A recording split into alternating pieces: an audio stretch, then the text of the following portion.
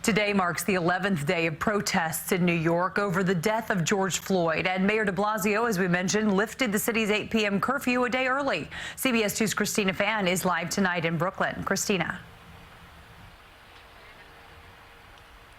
Well, Jessica, curfew or no curfew, protesters tell me they intended to march past 8 p.m. tonight, and they did, keeping their message both peaceful and meaningful. Whose lives matter? The 11th day of protests in New York City stepped off with the crowd already having won two important victories. Mayor de Blasio lifting the citywide curfew and pledging to cut the city's police funding.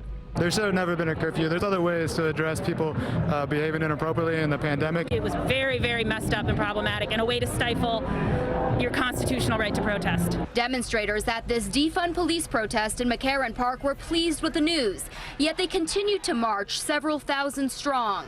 The change is only the beginning to the revolution they say they're leading. The law is supposed to protect people. It's not protecting people.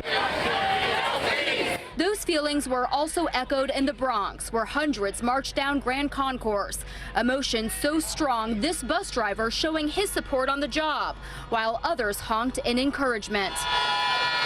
I wish I could be there with them protesting. We support them 150%. In Brooklyn, the Jewish community showed their support as well. The demonstrators joined by Reverend Kevin McCall, a close friend of George Floyd's family and brother. Terrence specifically is grateful that his home borough is showing up in support of what happened to his brother. As night fell, the protests continued, but this time the police taking a more passive role than before, keeping their distance, monitoring from afar.